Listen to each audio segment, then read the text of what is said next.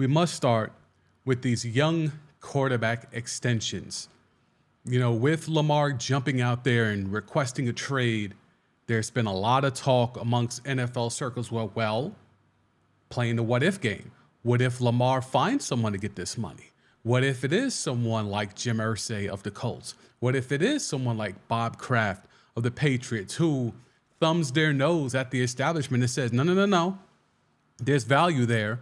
I'm going to make a move and go get that guy and make sure we bring him into the fold because I want my team to be better.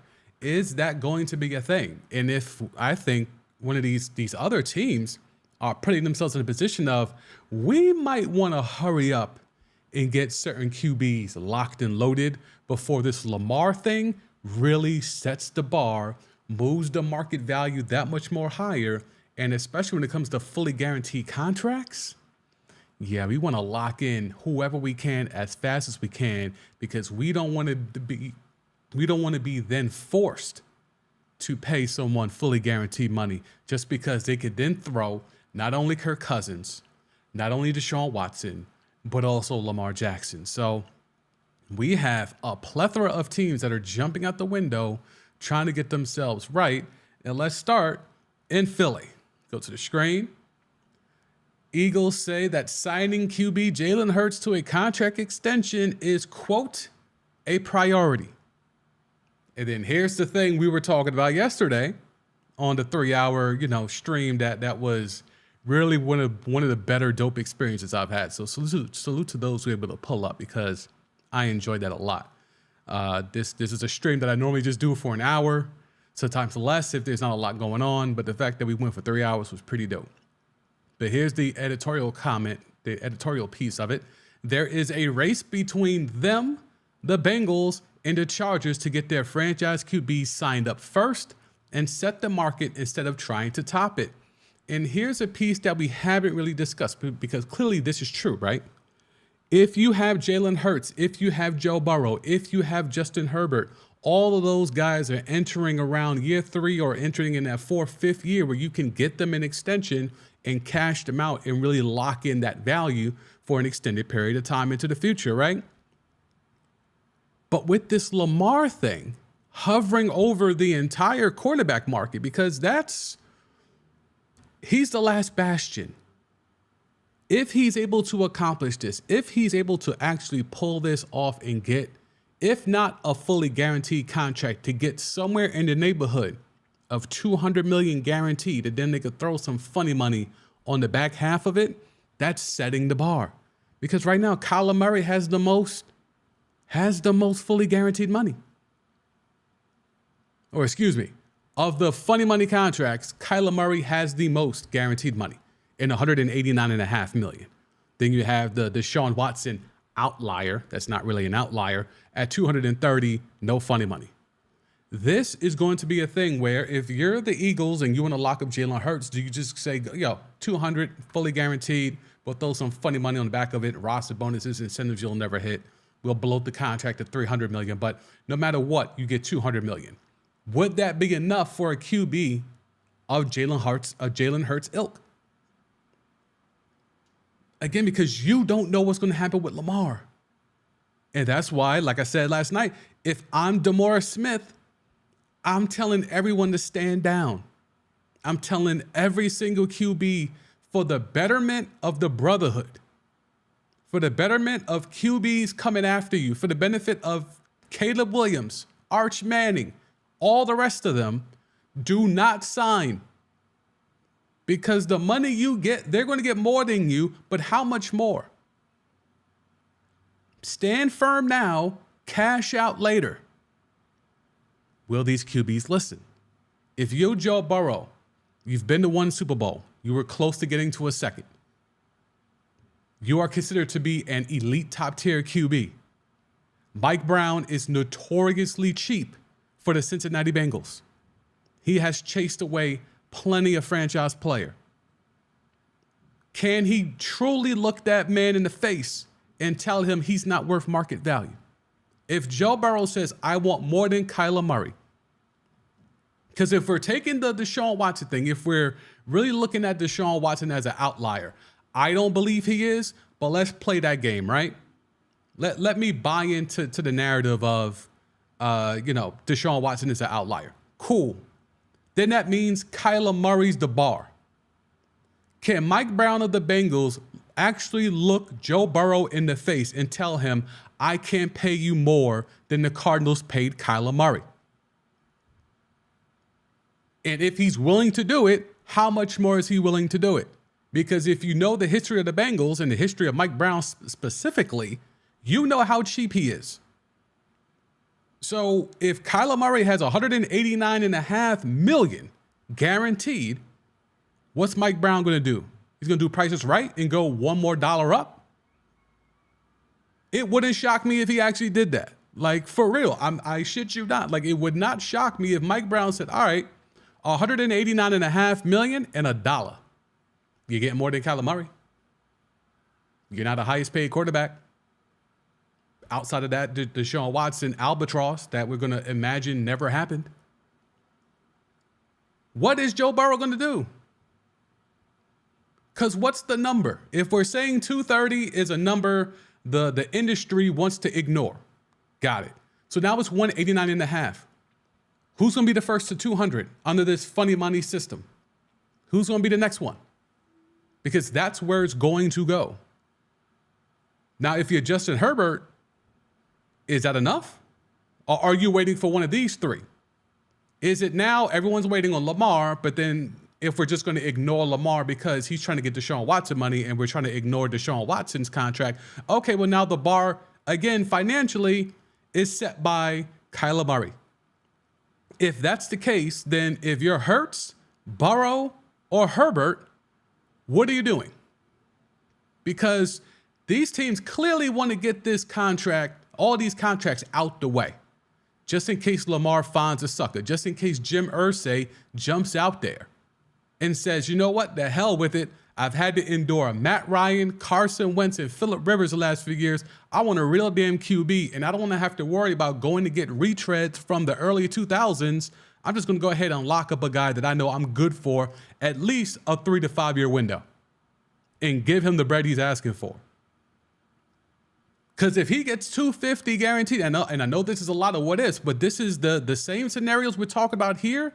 Please believe, as someone that works in the industry, these what ifs are going on in the front offices. These same what ifs are happening in the front offices. That's why you don't think it's a coincidence that as soon as Lamar jumps out there and says, I'm requesting a trade, and there wasn't the mass, synchronization of all these teams saying we don't want him, that the Patriots, kind of, sort of, kicking the tires. And the Colts, kind of, sort of seeing, investigating what's good. Well, now that means there's an opportunity. And if he finds someone to give him, and again, I'm not even saying Lamar's asking for fully guaranteed money. I'm saying he should. The market says he should. Now, if he doesn't believe in that, that's on him. But the market says 230 is now the number. You are now in a position to be the next guy up to break the bank.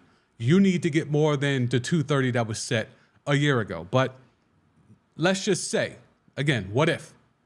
What if Lamar finds someone to give him 245, 250? Let's say it's 250. Let's make it a nice clean number, 250. What do you think Joe Burrow is going to want? What do you think Jalen Hurts, who's fresh off a Super Bowl, is going to want? And what do you think Justin Herbert, who I don't hold him as high regard as others do, but he's of that ilk. He's in that conversation. How much you think he's going to want? And all these guys got agents. So they're going to want to try the beat. If Lamar could get 250 by himself, these agents are going to want to show that they could have done better. So they're going to try to shoot for the moon and try to get 300. And we had the report yesterday about Justin Herbert. Like, is he going to be the first $300 million quarterback? Now that to me, no, 500, excuse me, the first $500 million quarterback. Now that would be under the old system because that was going to be a ton of funny money, a ton of unreachable, unattainable incentives. That's what that contract was going to be. But if Lamar is able to pull this off, a Hail Mary, if you will, and be able to get someone to pay him fully guaranteed money, a la Deshaun Watson, that shifts everything. Because now is who's going to get 300 guaranteed? And I think Joe Burrow, of those three, and I know Jalen Hurts is phenomenal. It's phenomenal, but in terms of Joe Burrow has done it longer so far, pause. But I think he's more in line to get that money than someone like Jalen Hurts, who really has just done it at this level to get paid that kind of money 1 year. Now, he's got the talent around him to be able to do it for the foreseeable future, but in terms of right now, he's only done it for the 1 year. So I think Joe Burrow is lined up. If Lamar could pull this off, Joe Burrow should go in there and say, 300, Mike Brown. I know it's a family-run team, whatever. Your pops had it. Now it's you. Okay, cool. 300. 300, which is a number I said Lamar should have originally asked for. But, if not him, then somebody going to get 300. That's the thing. Like, these contracts are only going to go up. So while everyone is clutching their pearls now at just the notion that, oh, my God, these guys are getting so much money, where do you think the money going to go? It's only going to go up. These revenue deals keep going up. These broadcast rights keep going up. Everything keeps going up. Also, inflation keeps going up. So the same dollar that you're talking about ain't worth the same. And it's going to be more devalued in the future. So this money that we're talking about doesn't really hit the same. $1 in 1980 is not the same as it is right now. $1 in 2010 is not the same as it is right now. It's way less. So this money that people are going crazy about is only going to be devalued in the future. Why isn't that a talking point? But because we just keep looking at just the number and just the notion of fully guaranteed. How dare someone want fully guaranteed money? I mean, I'm sorry. If Mike Gig tried to offer me a contract with crazy incentives, I don't work on commission. I have never had a job that works on commission.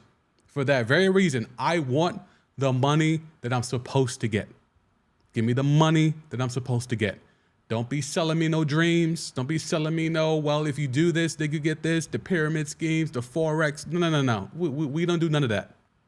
Give me my money. Whatever my money is, give me that. Some people are different. Some people don't mind working on commission. Salute. Couldn't be me. But this is what that's akin to.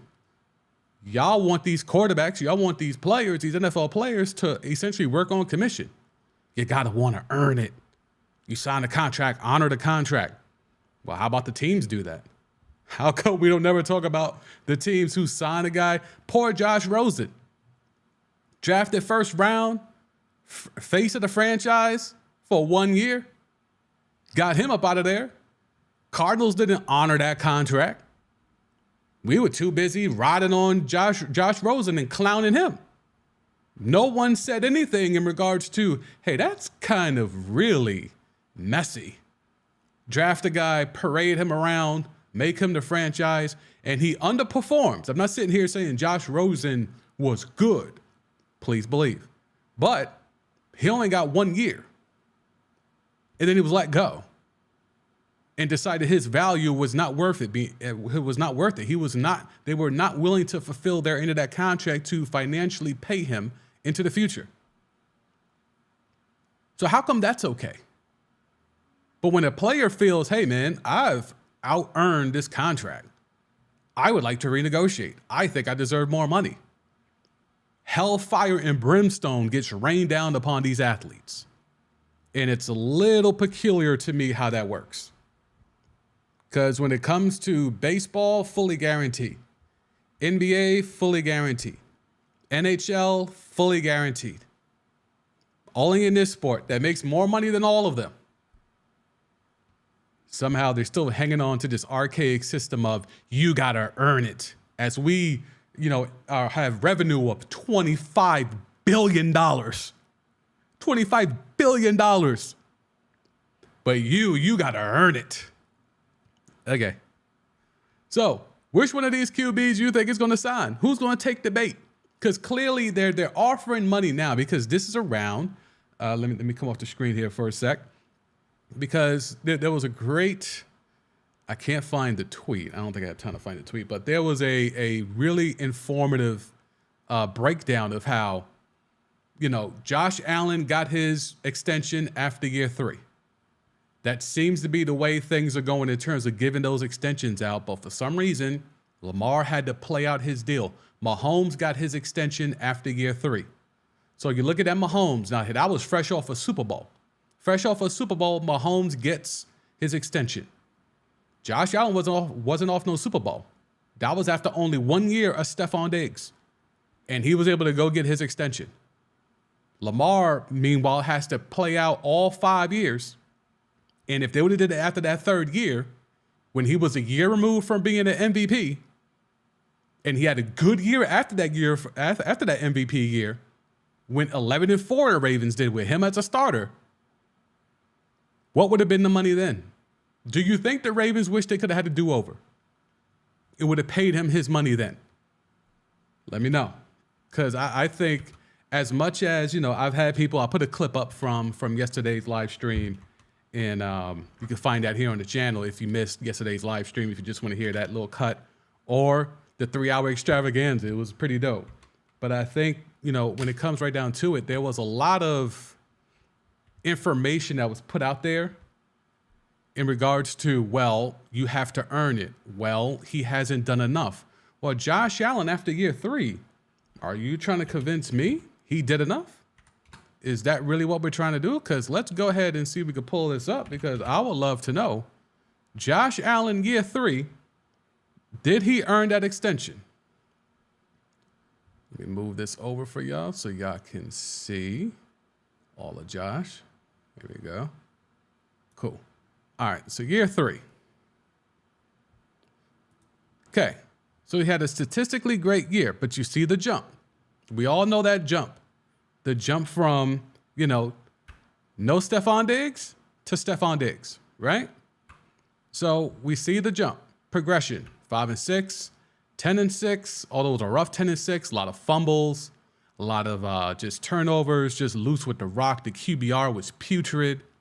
It was a lot going on there. And then he had the breakout year, which is the first year with Stephon Diggs. Can't deny that. You see the jump in percentage. That's a humongous jump. From 58 to 69, pause, that's a big jump.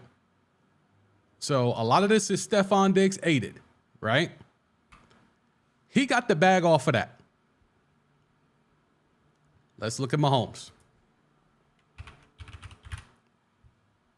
Mahomes, year 3. This is after not even playing that first year, right? Again, fresh off a Super Bowl. After the 3rd year, same thing. This is what happened. Okay? Good numbers. Not the 50 where he just took over the league by storm and it's been his league ever since. Not that, but still. Respectable numbers. 26 TDs to 5 picks. I think a lot of GMs would take that. 66% completion percentage. 4 Gs in passing. QBR was 77. QB rating 105. Like it's some stuff here, right? Now let's go to Lamar. Year 3 now. So remember that. Year 3 for Lamar, which is after the MVP year. So 13-2 as a starter, 11-4 after year 3, 64%. What was Mahomes? 65%? Oh, okay. Okay. Less passing yards because he's throwing the tight ends. 26 TDs, only 9 picks. QBR, little dip from Mahomes, but QB rating, not that far off. But obviously, very much akin to Josh Allen, except for the big jump in touchdowns and yards because they smartly invested in his future by giving him a bona fide number 1 target, whereas the Ravens did it. So, Mahomes was able to get the extension. Josh Allen was able to get the extension. Lamar Jackson with these numbers, 11-4, 64%. For people who keep saying, he misses people wide open, he can't throw, this, that, and the third. And then they try to flip the narrative and say, oh, well, in playoff games, he stinks, which is another trash narrative. But, 26 TDs to only 9 interceptions. How come he didn't get offered that extension? And there were some clips that were pulled up online. And let me see here. Let's go here. There were some clips that were pulled up online in regards to, well, you know, there's a thing you have to worry about when it comes to Lamar and his agent and da-da-da-da. Like, yo, he has rarely, if ever, had an agent. It's been him and his mom. It's been him and his mom. It worked in college. You know, with the NFL rookie scale, there was no reason to really have an agent as a first-round pick because the contract is a contract. Like that, there's been very little reason to need a agent in this day and age with so much of the wage scale locked in.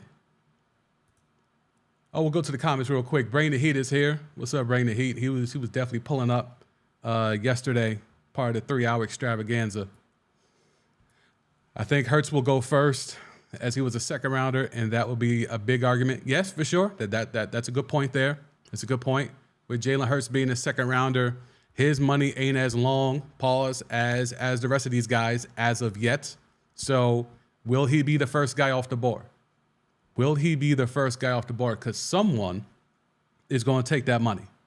And DeMaurice Smith really has to, you know, if I said he should be in a group chat with all these guys, that remains to be seen if he's on that. But I think there needs to be a way where DeMaurice Smith, if he's really trying to hang on to his perch as the head of the NFLPA, he's got to talk to some of these guys and try to implore them to stand down and do not sign a contract until the whole Lamar thing gets worked out. So, young QBs, Joe Burrow in Cincinnati.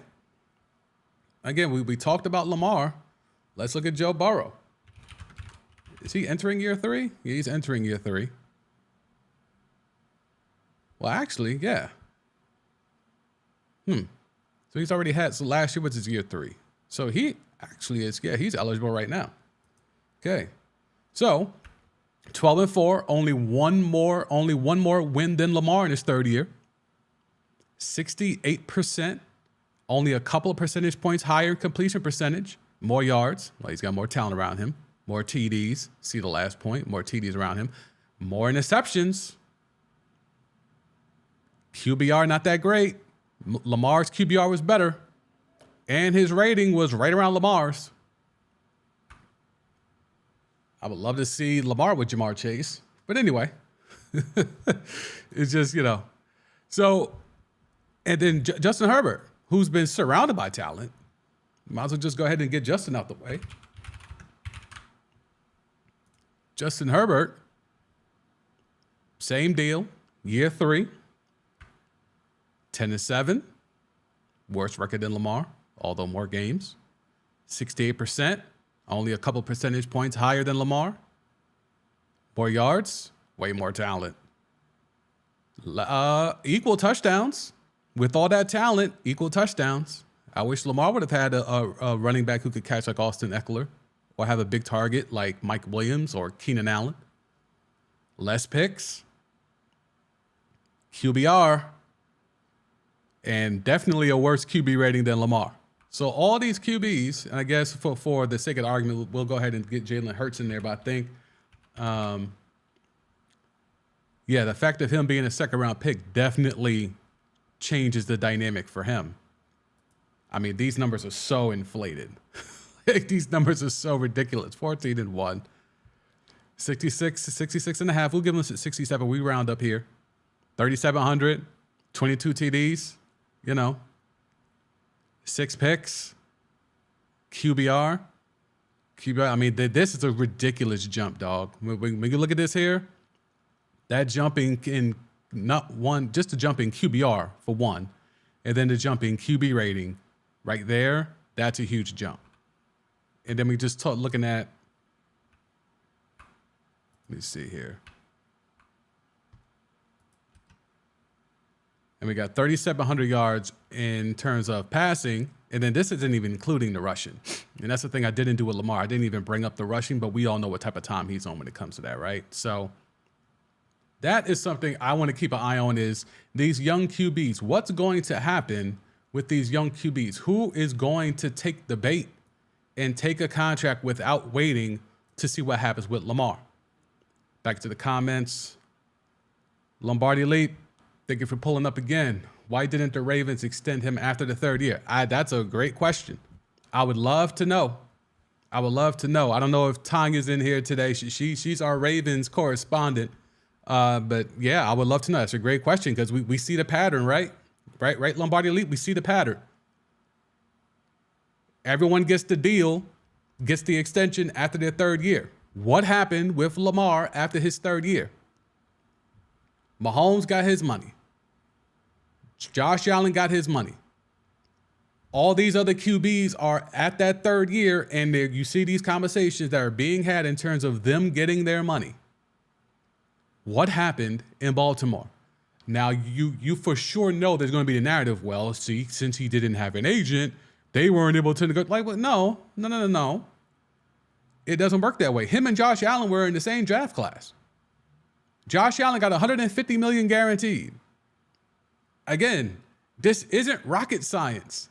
Oh, okay, he got 150. I think I'm on the same level, if not higher. All right, well, it's my turn. He signed before me. Now it's my turn. I want at least 155. 155. What's the problem? So that's a great question that, I haven't heard too much reporting around it. I will dig into that myself independently and see if I could unearth some tea on that myself, because that's what I came away with this morning when I was looking up and researching for today's stream. It's like, well, hold up. If all these players are signing after the 3rd year, how the hell Lamar get to his 5th year with no extension? Why are we in this franchise tag situation in the first place? Why are we even here? It's like the existential question. Like, why are we even here? Like, why are we even here with Lamar in his 5th year with no extension when Josh Allen, who made the huge jump with the addition of Stephon Diggs, and Lamar, off of a ridiculously impressive MVP season, had a really good follow-up season to that, and he couldn't get the extension? He gave you 2 good years, one enormous year, and then another really good year. No extension. Josh Allen gave you a bad 1st year, a solid 2nd year. You gave him Stephon Diggs, and he had a great year, and you extended him. The math is not mathing to me. Back to the comments. Bring the heat. I feel like sometimes these owners try to stiff guys who do not have an agent. Yes. Well, let's just start there. Yes, a definitive yes to that answer. The NFL and the owners like to stiff anyone who goes anti-establishment. Period. But for sure, we've seen it. We've seen it with guys like Russell Okung, Walter Jones, Roquan Smith. Like, the Bears wanted no parts of Roquan Smith. No parts. Bears wanted nothing to do with Roquan Smith. He wanted his deal. They offered him a below market value deal. If the deal he would have took, and I know it's Roquan Smith and it's the Bears, and a lot of people might not care, but if Roquan Smith would have just accepted what the Bears were offering in their take it or leave it type deal, it would have been one of the worst contracts, not even by position, just by player level in this market of this generation. It would have been one of the worst deals ever for a player of his size, strength, speed, skill set, and talent. It would have been one of the worst. He didn't have no agent. It didn't take him having an agent to realize, I'm not signing this. Why would I sign this? Why is there the assumption that you need an agent to proofread these contracts? We see all the time these guys end up signing horrible contracts. These guys have agents who sign these horrible contracts.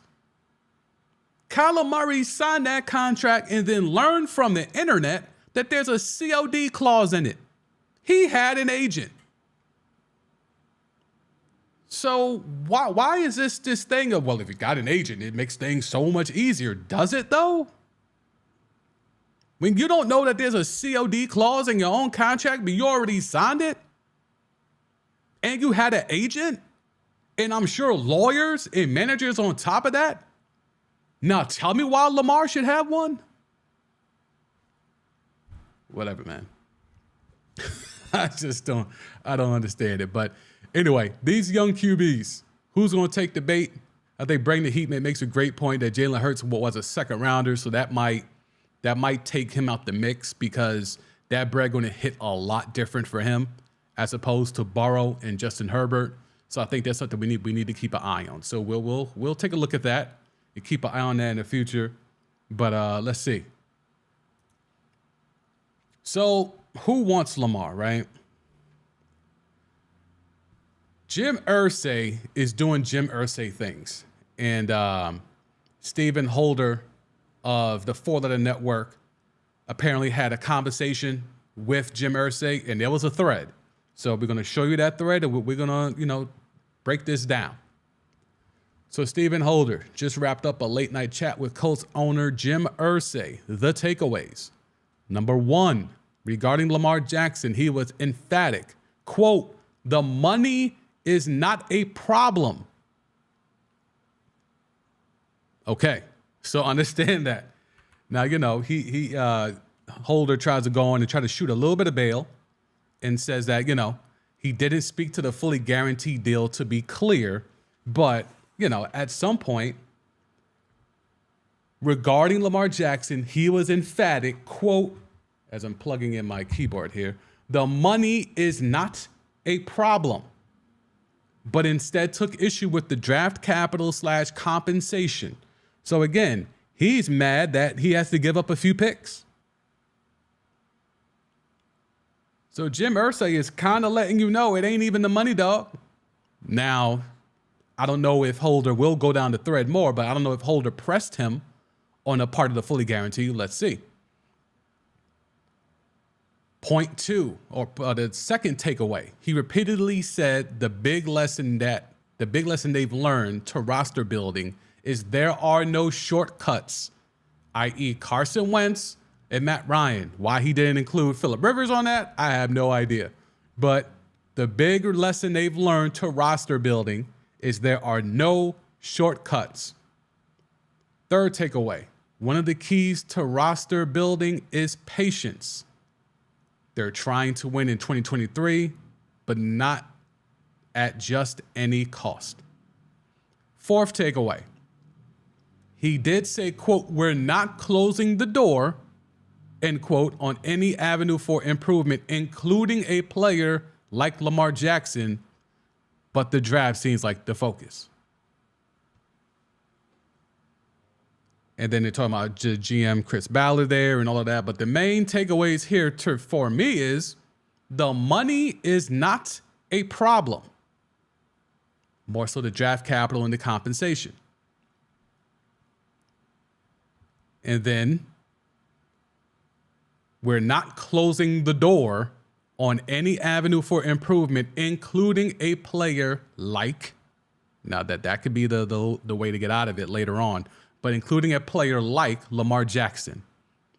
But, they hold the fourth pick. So, I mean, they could take Anthony Richardson. They've been linked to him in the last couple of mock drafts that I've been seeing. But, yeah, that's something where, it could be a thing. Jim Irsay might really be willing to jump out there and make it happen. Let's get back to the comments. Lombardi Leap, let me get you up here. 49ers said all of their QBs are available. I mean, I would hope so. I would hope so because they don't really have a QB. Like the 49ers don't really have a QB. Like it's pretty wild how they have treated the QB position. Someone with Kyle Shanahan's pedigree expertise, I'm extremely surprised that he is just willing to just let his team be taken in this way. Let me just move this down a little bit. Let's give Stephen Holder some love. Thank you for the likes for those who are pulling up. I appreciate it.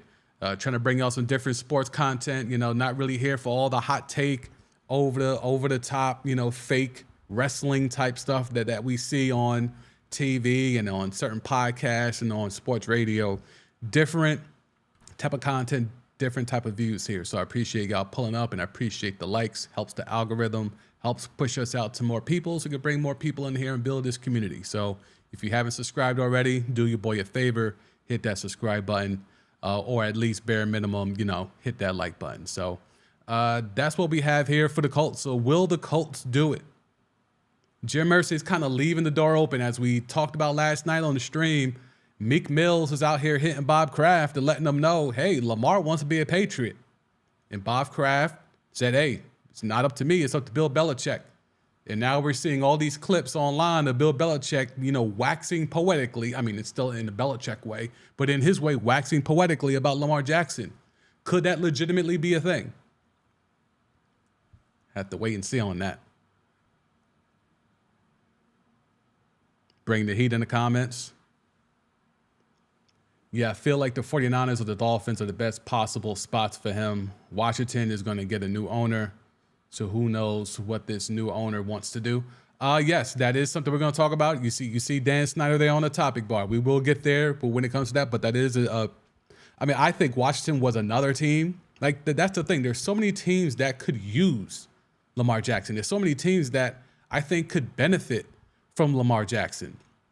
And there's so many teams that have the money to sign and give up the draft compensation for Lamar Jackson, but they're just refusing to do it. Imagine Eric Bieniemy going from Patrick Mahomes to Lamar Jackson. Lamar Jackson would have, Brian Robinson Jr., Dotson, McLaurin, but he's still got Logan Thomas at the tight end. Like, there's at least weapons in Washington. And I don't think that division is as tough as the records might have shown last year, because the whole NFC East had the easiest schedule in the entire NFL. So that's not going to be the case this year. So, teams like the Giants might be falling back to earth. And who knows with the Cowboys and the Eagles. I mean, that's that window. I don't know how much longer that window is going to be open, but we shall see, especially defensively anyway. That window's open on offense, but defensively, I don't know. But the Washington could have made a big jump in that conversation if they would just jump out there and go get Lamar. And quite honestly, with the money I'm seeing that Dan Snyder, and I won't jump ahead, but I'll at least highlight it for now. With the money that Dan Snyder is supposed to be getting, allegedly from this group that includes Magic Johnson, $6 billion? That's less than Bezos. And my whole thinking was to screw the league on the way out, or to thumb his nose at the league on the way out, go do what they don't want an owner to do, which is pay Lamar his money, because he's not going to be on the hook for it anyway. Go pay Lamar. Give him $300, give him $250, fully guaranteed. You're not going to pay for it. Bezos and them is. So you could get maximum value. Now you don't, because he was asking for $7 billion. Dan Snyder wants $7 billion for Washington. This proposal that's been put in for a potential sale that has a group including Magic Johnson, they're only offering $6 billion. Now, because of what Lamar can bring from a revenue standpoint and from a popularity standpoint, jerseys, so on and so forth, and just from a team success standpoint, it might have been wise for him to go get Lamar and then up that price to get that $7 billion. If everyone's trying to lowball you because they know you're trying to sell, so they're not going to give you what you want, I'm going to force you to give me what I want, because now I added a franchise QB as the face of the franchise. Give me my $7 billion so I could go away. But allegedly, that's not going to happen here. We shall see. But let's get back to Lamar. Who wants Lamar? All right, go to the comments. We'll go to, Lombardi Elite. What could the 49ers offer as trade comp for Lamar? Man, didn't they give up a lot of their picks? I think we went through this yesterday. I think they give up a lot of their picks. Let me come off the screen for a sec here so we can pull this up. I don't think they have a first rounder. Didn't they give that up for McCaffrey? Let's see. This thing not going to work for me today. I'm pretty sure they gave up that piece in the McCaffrey trade. I don't think that was something that was available. Let's see. There we go. All right. Back to the screen.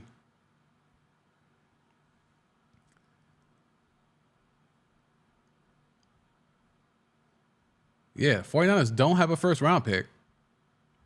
I don't think they have did they give up a second? It'll be at the bottom anyway.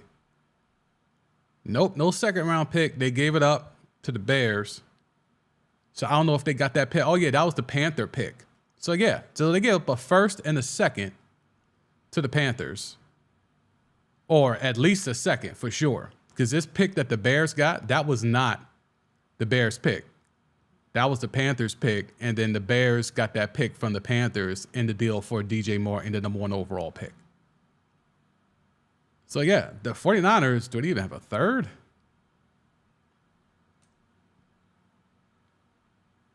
Nope, they gave that up. So, but they gave up 2 seconds and 2/3 for McCaffrey. They didn't give up a first in that. Because we see it here. Here's that pick. So, yeah. 49ers don't have no draft capital. So they would have to wait. I don't know if they have picks next year. If they have their first rounder next year, then they could get into the conversation for 2024. But before the draft, they have no chance. Because they just don't have any capital worth a damn to get Lamar.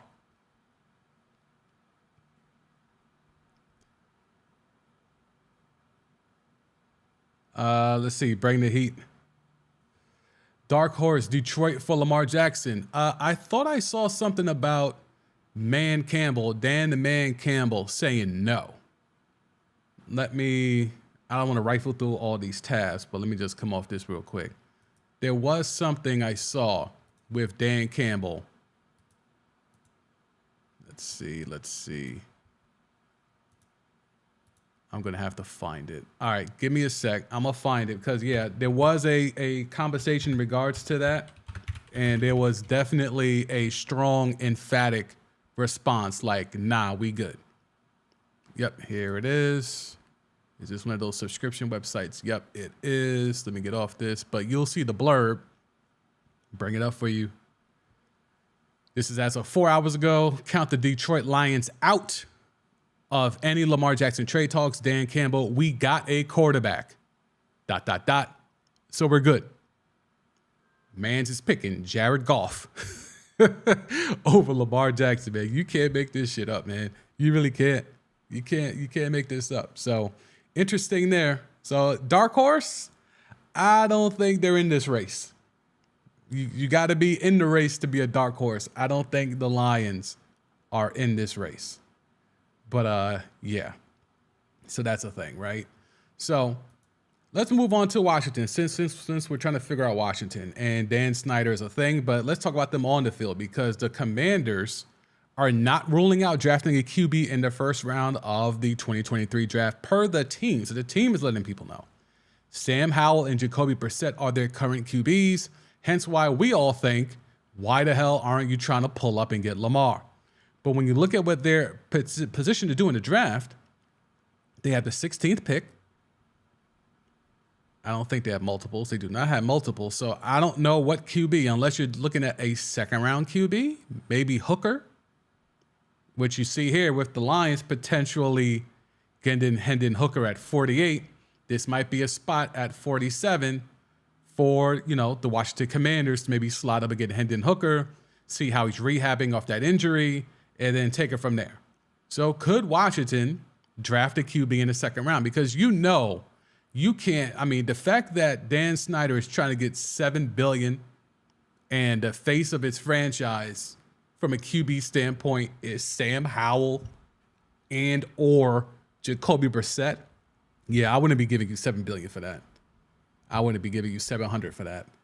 But there's a lot more that goes into it than that. But this tweet here led me to a deep dive of trying to figure out some more Washington stuff. So there was conversation with Ron Rivera. And Ron Rivera said they never considered pursuing Lamar Jackson. Quote, it was something we feel didn't suit what we want to do.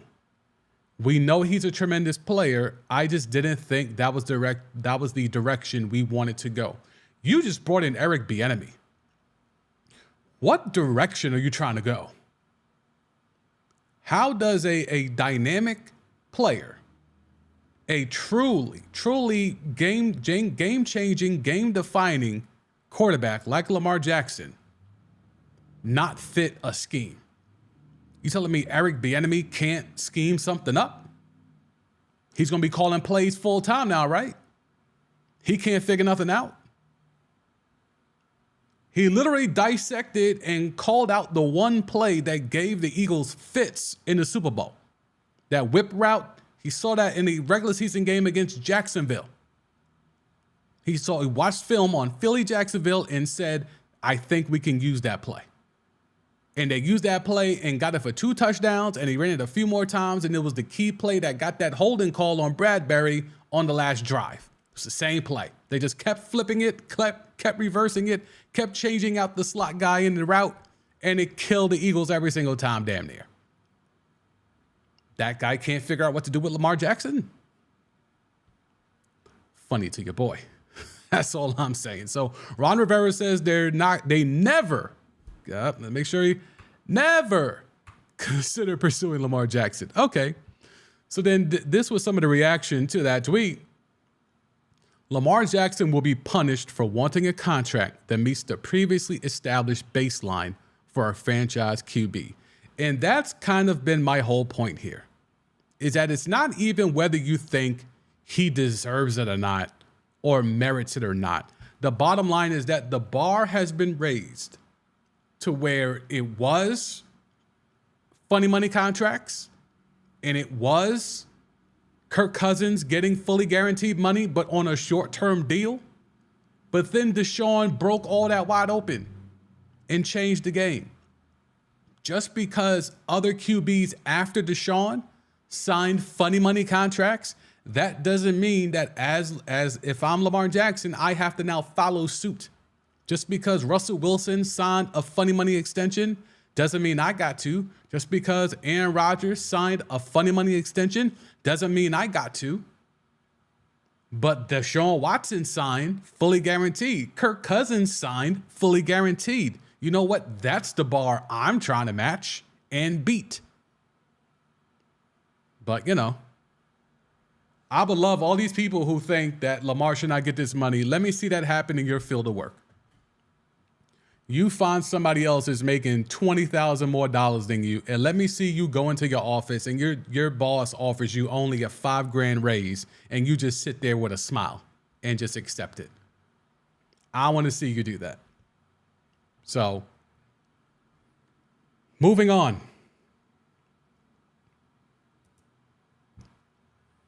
Packers Jets update for those who are tapped in. I know Lombardi Elite probably already is aware of this, but a deal between the Packers and Jets to swap Aaron Rodgers for 2 high draft picks is taking shape.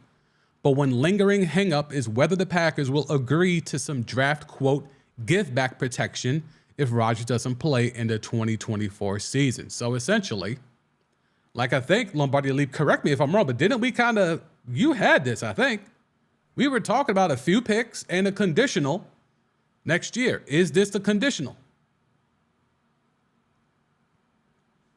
Is this, whether the Packers will agree to some draft give back protection if Rodgers doesn't play?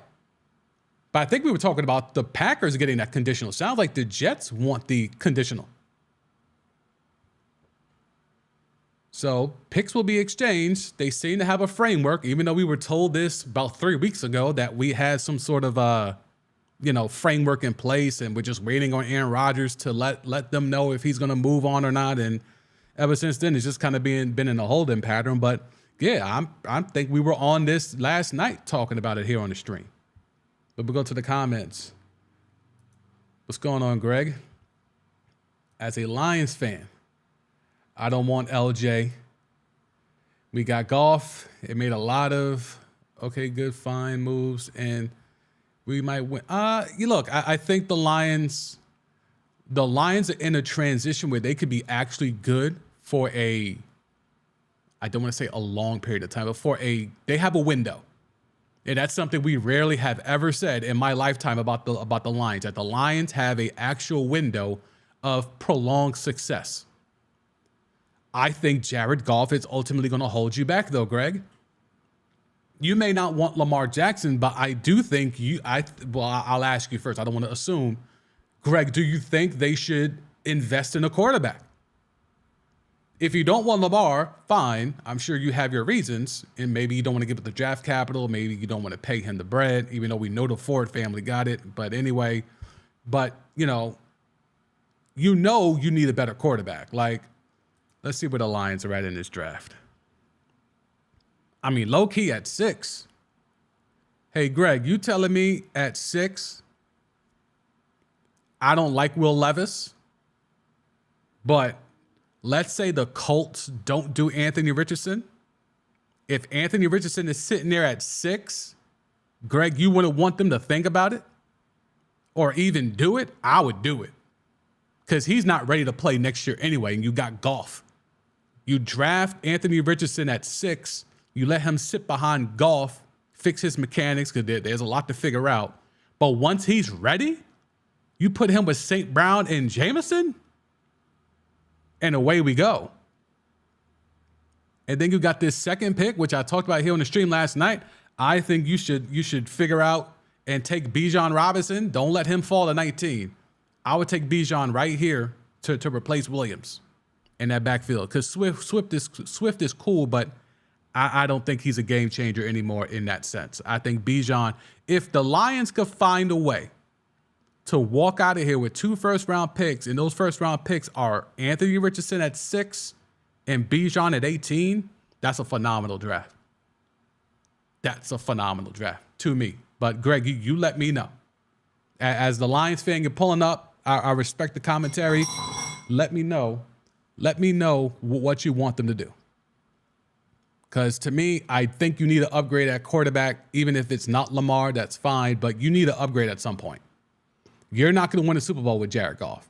I don't care how many skill guys you load him up with. The Rams tried that, and they couldn't get it done. Because at the end of the day, the Patriots were able to just find a way to stop Jared Goff, and that wasn't that hard to do because it's Jared Goff. Even with McVay and his, mastery of his offense, they still found a way. So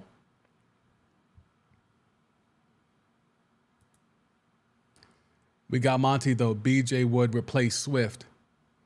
So wait, they let go of they let go of Williams and Swift? Oh, Swift is gone. You're right. You're right. You're right. You really that big on Montgomery? I'm a former Bears fan. I don't have any more fandom of any team. So I still keep in contact. I still have Bear fan friends and stuff like that. And I keep up with these people in Chicago media. But I would not be that sold on Montgomery being my lead back. I think Bijan has a lot of, I heard Bomani say Marshall Faulk. I don't know if I want to go that far, but he ain't that far. He ain't that far removed from like Marshall Faulk. I think Marshall Faulk is predicting someone to be an immortal. I don't know if Bijan's going to be an immortal, but I think he's going to be really damn good in the league.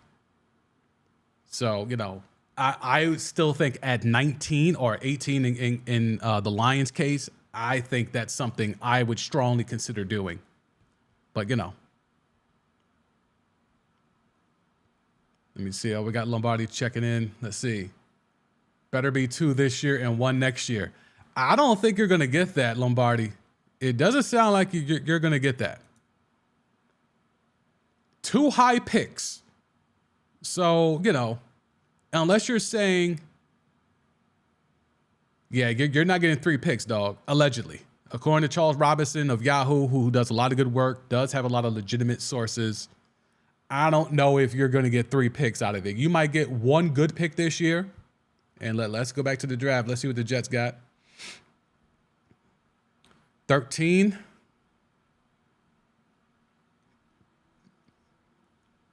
I mean, the Jets have a plethora of second-round picks, right? What, they got 3? Oh, they only got 2. Okay, so they got 2 second-round picks. You could have one of these this year and maybe a third next year. I don't know if the Jets give up a second and a third this year, although it doesn't look like they even have their third. They don't have their third. Oh, maybe it's a compensation pick? Nope. No, the Jets don't even have their own third. Oh, right, they gave that up for Elijah Moore. That's why the Browns are here. Okay. So, I don't know. Unless, would you take the 2 seconds? No pick next year, but you get 2 seconds this year. and you have a good run here of three picks, three picks within four guys right here, if you're the Packers. Yeah, okay. Lombardi answered me already. Yeah, the 2 seconds this year and a conditional next year, but you also have to give up a conditional. The Jets want a conditional. So you're going to have to give up a conditional. So you're just swapping conditional picks, in case Rodgers doesn't play. If this is a 1-year thing for the Jets, yeah, I want another pick just in case. Even if it's a conditional third, which in essence isn't that high, but So there's your Packers-Jets update. Aaron Rodgers and the Jets. It's going to happen when no one has any idea because they're still trying to get the compensation out. Do we want to click on this story? I don't like the ads that pop up in some of these stories, but let's see, stuff like that. We don't like that. See all these pop-ups? We don't like that. Okay. As it stands, talks are focused on the Jets dealing 2 picks for the Packers quarterback, 1 second-round pick in next month's draft. So here you go. One of these two, either the 42nd or the 43rd pick. And another second-rounder in 2024 that could graduate to a first-round pick with achievable team performance escalators. So an example of such of an escalator would be if the Jets were to host a home divisional playoff game or advance to the AFC Championship game. A sticking point in the talks is the Jets seeking an element of protection built into the trade, specifically one that sends some 2025, so not even 2024, 2025 draft compensation to New York from Green Bay if Rodgers does not play in 2024 and beyond. It boils down to the Packers wanting, quote, straight shot draft picks without qualifiers, while the Jets want such high level of compensation to be based on 2023 team performance, and Rodgers also playing for New York in 2024. Okay, so the Jets just don't want to get screwed. The Jets are trying not to get screwed, and they're willing to give up one of the 2 second-round picks they got this year and another one next year that could graduate to a first-round pick based off team performance. So, I mean, Lombardi Leap, you tell me that now that we had that information, where you at with it? Good job by Charles Robinson. He's really a good guy. Solid guy. The next year would be a give back, and I'd be cool with that. Give them back their third if he retires. But if he plays, it could go higher. Yeah, and it looks like that higher could be a first rounder. But the Jets want some protection in case it's just a one-shot deal, a 1-year deal, a 1-year window. That will be interesting to see how that plays out. I think there's something there to navigate in regards to that, because with Aaron Rodgers, you can't assume anything with the way dude's been acting the last few years. You can't assume any single thing with him, right? Like, clearly there's going to be a demand on him regardless. Like, even if he plays this year and whatever, the Jets thing doesn't work out, cool. He can't just move on. Like, that's the thing. Like, that's why him deciding what to do, I know the Jets are going all in, and I understand why, because they're a QB away. And they have been for like 2 years now. So I understand them saying, to hell with this. Let's just get a competent QB in here. And there's none more competent at this point than Aaron Rodgers, arguably. So I understand the whole narrative behind it, but I just want to know, what if that 1 year don't work? And now you're stuck giving this dude, another 60 M's?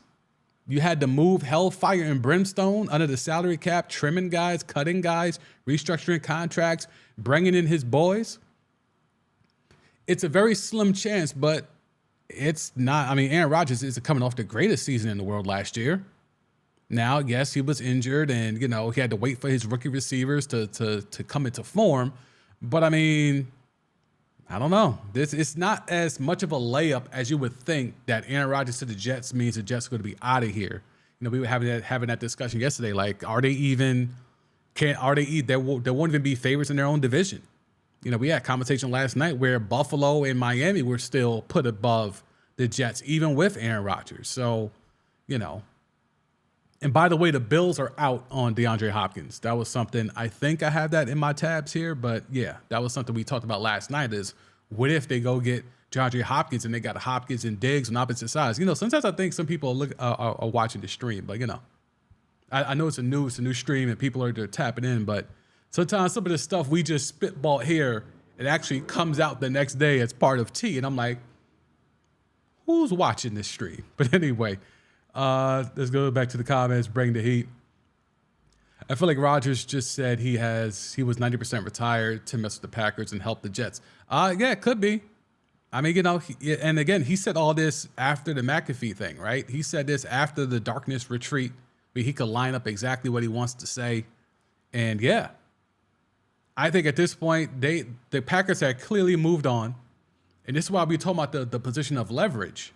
In terms of the Packers already have their QB in waiting. They could the keys have already been handed to Jordan Love. It's just a matter of, are they going to have to take them back from Jordan Love if they can't move Aaron Rodgers? And he decides to not retire and actually come back. Like, is the relationship that frayed? I'll ask Lombardi Leap. Lombardi Leap, have we reached a point of no return with Aaron Rodgers? If this deal falls apart and he still wants to play and collect that $58 million or $60 million check, you cool with him just coming back? Lombardi Leap on the check-in. Rodgers said he would rework his deal for his new team. Yeah, he hasn't said that. He hasn't said he would do that for the Packers. I think that's very telling. So there's that story. Let's see. Do we want to get into Dan Snyder and some of the other stuff? Sure. The Josh Harris Mitchell Rails group, which now includes Magic Johnson, officially has submitted a fully financed bid that meets Dan Snyder's $6 billion asking price per source. Now, here's where that's a problem. There's been a lot of sources that have said he wants $7 billion. Who are we believing? I guess you can always just say, yeah, I wanted $6 billion, even though you really tried to get $7 billion, you just couldn't get $7 billion. No, I always wanted $6 billion. Always wanted $6 billion. I would never ask for $7 billion. That's too much, even though I asked for it. So, Magic could be in a position to own the Dodgers and the Commanders. You can live through anything if Magic made it. Moving on. Yes, here's the Bills piece. The Bills will not trade for Cardinals wide receiver DeAndre Hopkins, quote, barring a significant development. Essentially, the Cardinals are asking for a lot. We talked about it yesterday, and we have been talking about it over the last few weeks. They want a Christian McCaffrey-like package, for DeAndre Hopkins. So that's a couple of seconds and a couple of thirds.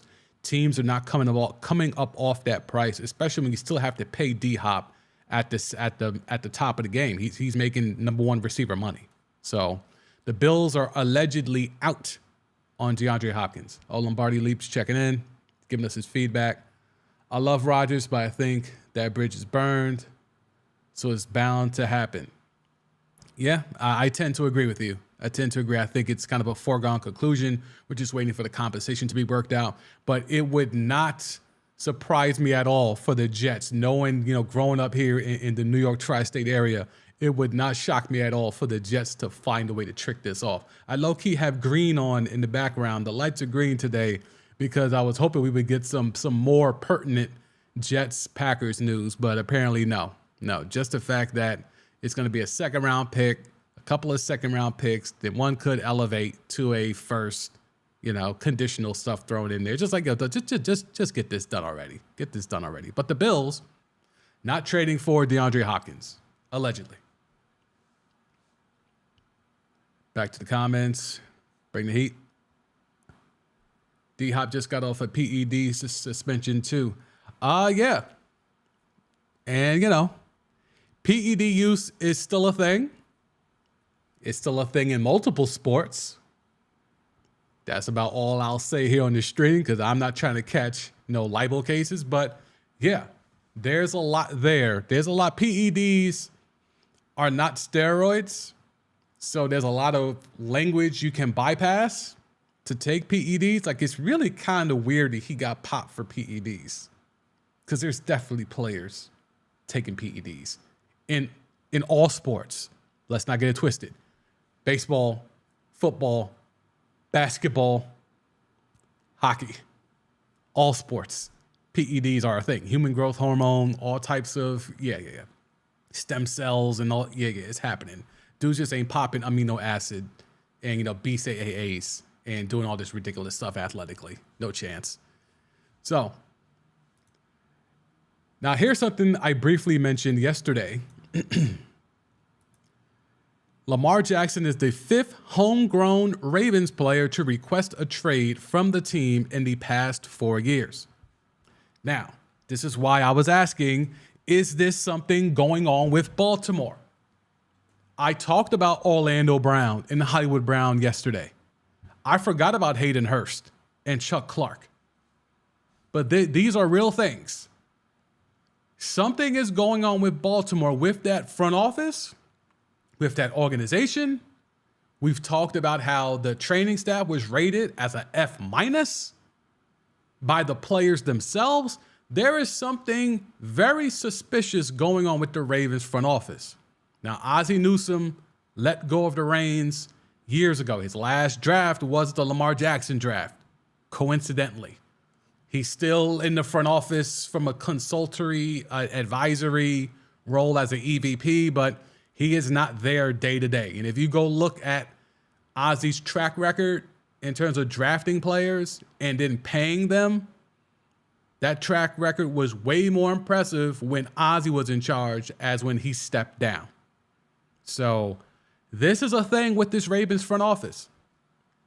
As much as people want to say, oh, Lamar's injury prone. Lamar's not good enough. Well, I mean, we just saw what Orlando Brown did with the Chiefs, and then he cashed out this offseason. Hollywood Brown, say what you will about him. He's a competent receiver in this league. The Ravens tried him as a number one, knowing damn well he has never been a number one, not even in college at OU. So, he just ain't that. The interesting thing here is Hayden Hurst. Why did Hayden Hurst request a trade? He didn't want to be behind Mark Andrews. I don't know what's going on there. But there's something going on with the Ravens where dudes, and we didn't even talk about, the key here is homegrown.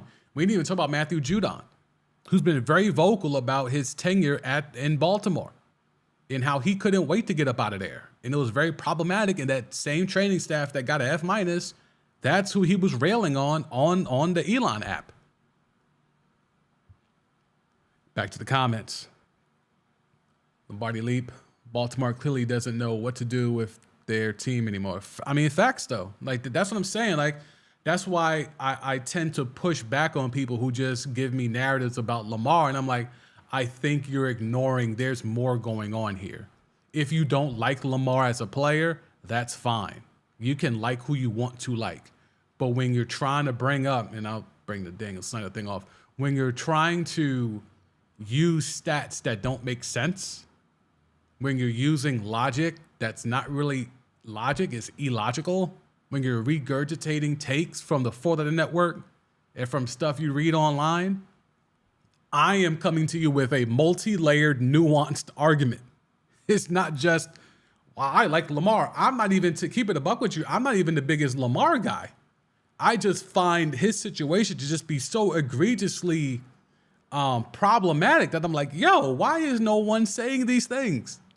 I can't be the only one that thinks these things about Lamar Jackson. So that's why I was like, yo, I need to come on and make this YouTube channel and figure this thing out and build a show, a stream, and talk about some of these things that I constantly see happening on the timeline. Because this, to me, this here is the story. This here will not be reported on a large scale. Because this requires going back and looking up why Orlando Brown wanted to be out, why Hollywood Brown wanted to be out, Hayden Hurst, Chuck Clark, and so on and so forth. That's why I keep building this case of, yo, it's not just, oh, you can't just say, I don't think Lamar's that good. There's so much more going on. You can't just tell me, oh, Lamar's injury prone. There's so many more layers to this. So many more. So I'm glad someone else was able to compile this and put it out there. And, Dove has a tremendous following.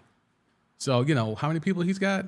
He's got 155,000 followers, dog. So like, and he gets aggregated crazy, even though he's an aggregator. So he gets aggregated. I mean, in essence, this stream is partly an aggregation. So, you know, let me see. Oh, is Greg still here? We talked about the Lions being out on Lamar.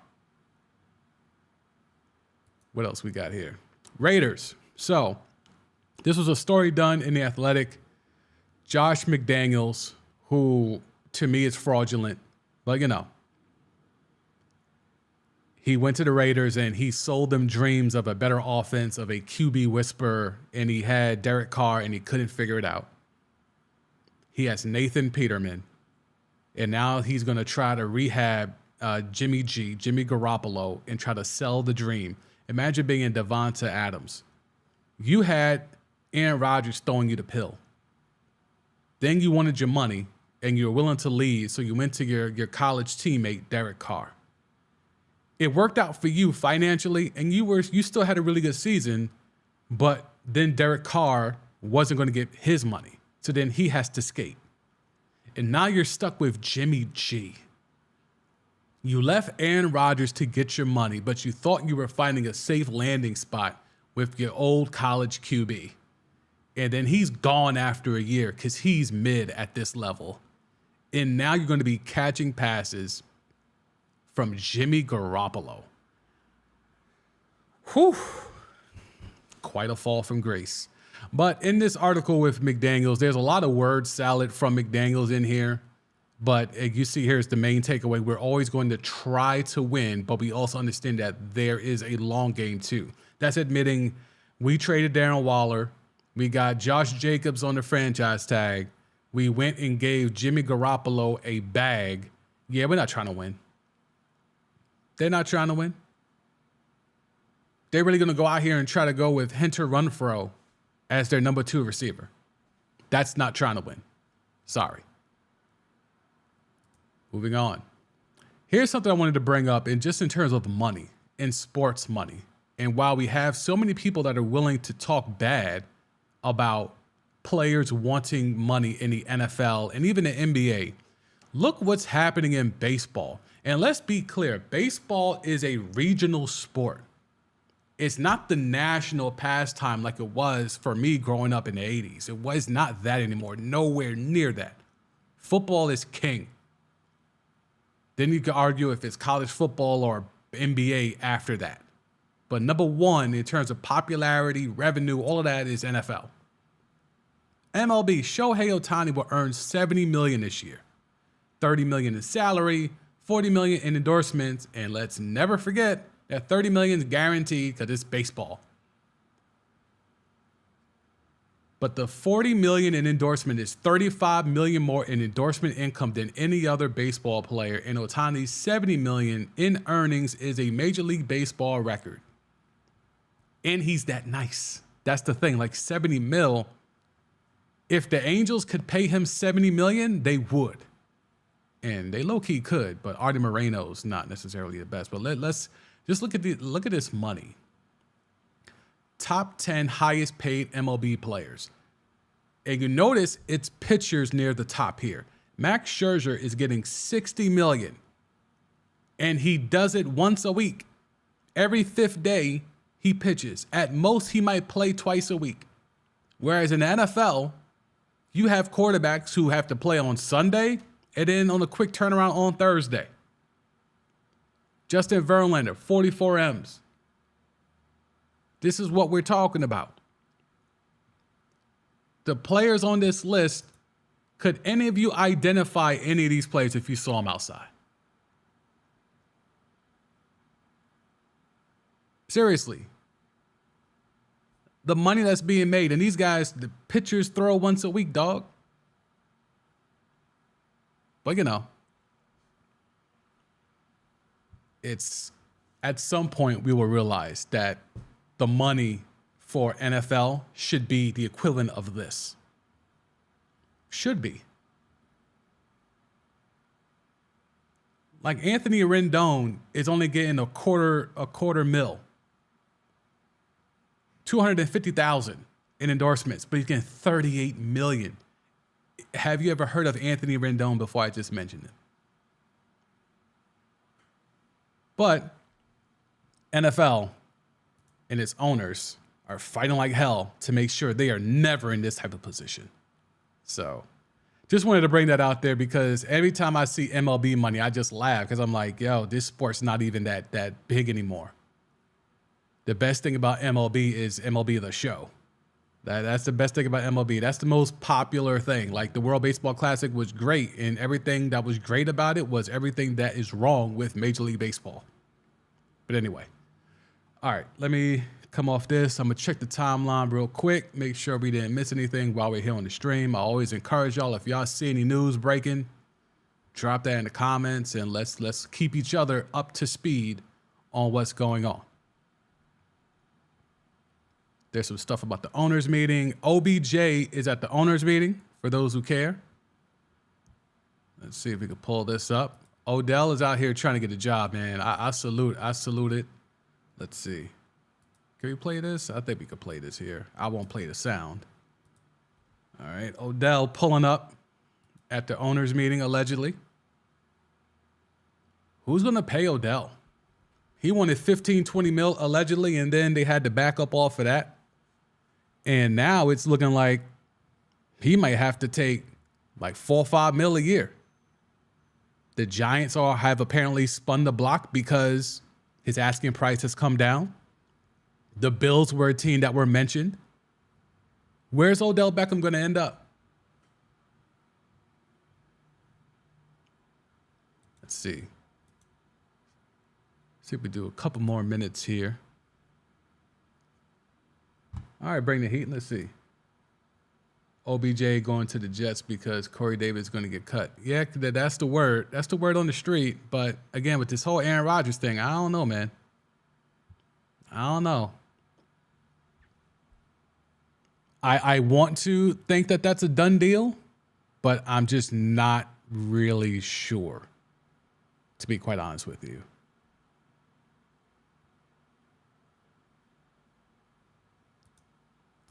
Let's see. Here's something. And again, thanks to Dove. Dove Kleiman is on top of all of this stuff. Just, giving us little bits and pieces of information, and we just take it and do what we will with it. NFL teams will now cut over 1,000 players in one day on August 29th, which is after the final preseason game. Previously, teams had to cut their rosters from 90 to 75 first, and then later on from 75 to 53. So you're going to go from 90 to 53 in a day. That's a lot of trips for the one dude that has to come by and pull players, right? We see it in Hard Knocks every year. That dude has to come by and tell guys to come with their, well, it used to be come with their playbook. Now it's come with the iPad. Man, that's a lot of trips for that dude. That's a lot of trips. 90 to 53. What's that, 46 dudes? There's 46 players getting cut in one day. That's a lot, bruh. 47. Yeah, that's a lot of players. I'm not sure how that's going to be a thing. Not sure what's the point of that, to be quite honest. Why the change? Yup, Micah Parsons. He's always on the Elon app. Michael Parsons is always there. Never not on his phone. And again, the update from our first story, which is young QBs and teams trying to get in the mix, as we probably wrap it up here in the next couple of minutes. The Chargers also said they opened contract discussions with Justin Herbert, and the Bengals said they're ready to start those with Joe Burrow. Yeah, those are the three. Those are the three. Lombardi Leap. Yeah, that is going to be chaos, bruh. That's going to be chaos. I don't understand it. That's a lot of dudes to cut in one fell swoop. That's a lot of people to cut, yo. From 90 to 53? Yeah. The fantasy rosters? Oof. Fantasy rosters going to be crazy. Calvin Ridley reinstated, and he gets to wear number 0 because they just changed the rule that players can wear 0 as a jersey number. So Calvin Ridley. Uh-oh. Wait a minute. Yo, how come nobody hit me with this in the chat? After seeing Odell at the owners' meetings, free agent Odell Beckham will talk to the Ravens and Biltmore. It's okay, though. Baltimore, he could speak with. See, here's where I get a little annoyed at times with some of the aggregation, because this is the story. He's going to talk to the Ravens. He didn't need to add this other part that he could speak with other teams. Like we know that. Yes, he could speak to any team. We know that. He has spoken with other teams already. But talking to the Ravens specifically, that's an update. This is a nasty Photoshop, by the way. I am not a fan. Salute to whoever this dude is here, but this is not the greatest Photoshop. This is a little weird. There's been some weird ones. Like you can see some of the outline of the, yeah, all right, let me, a little weird there, but okay. Also, this is where he got the typo from. It's the Biltmore Hotel.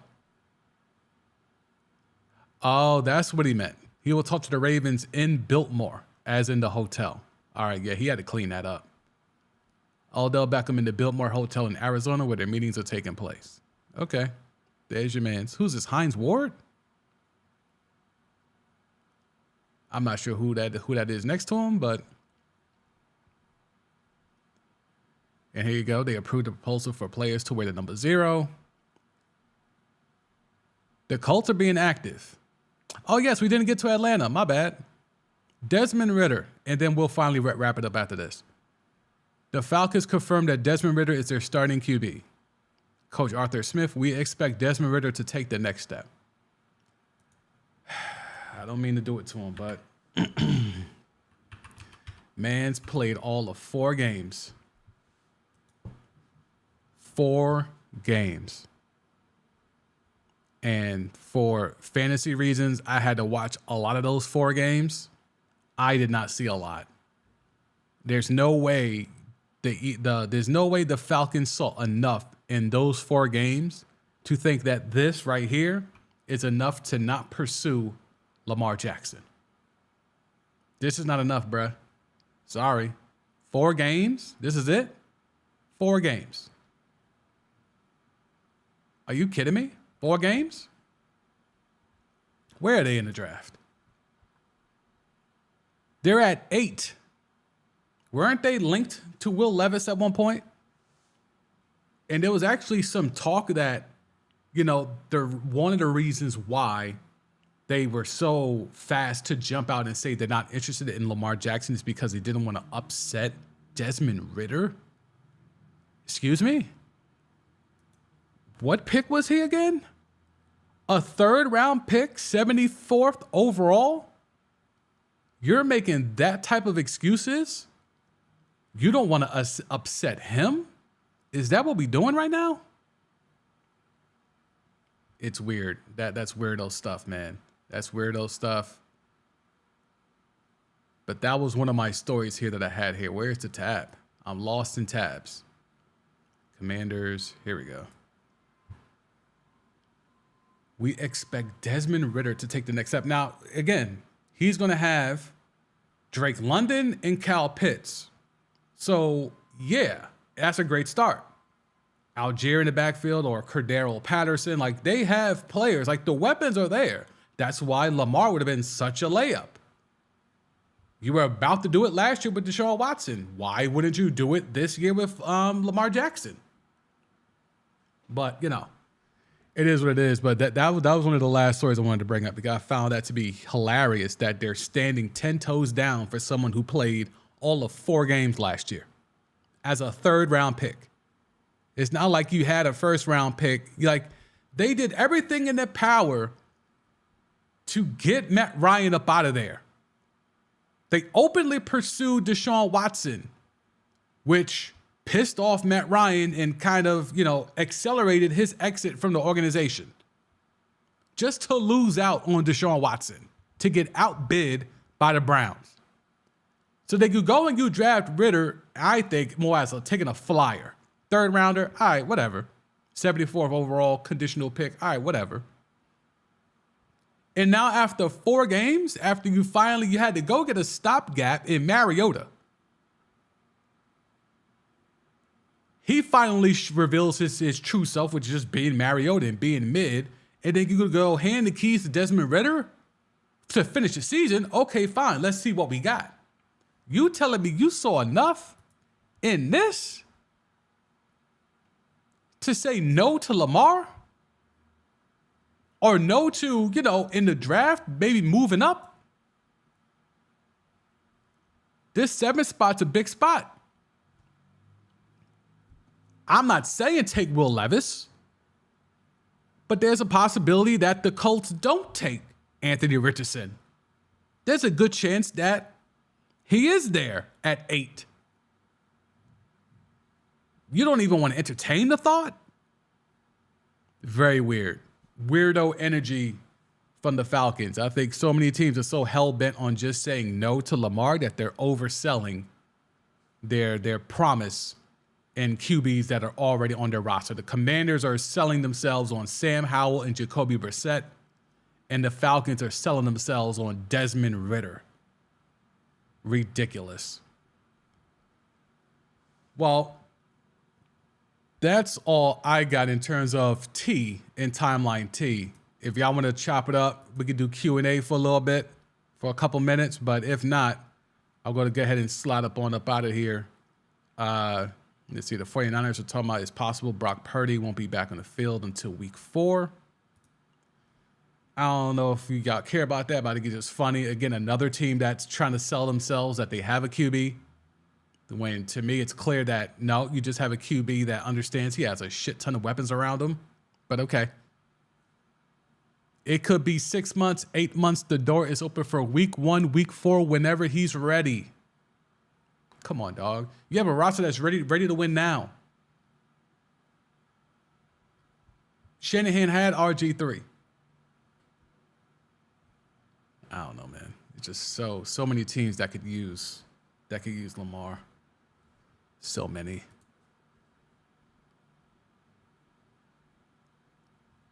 There's Rams T about Odell Beckham. I don't know why Odell will go back to LA. There's no reason to go back there.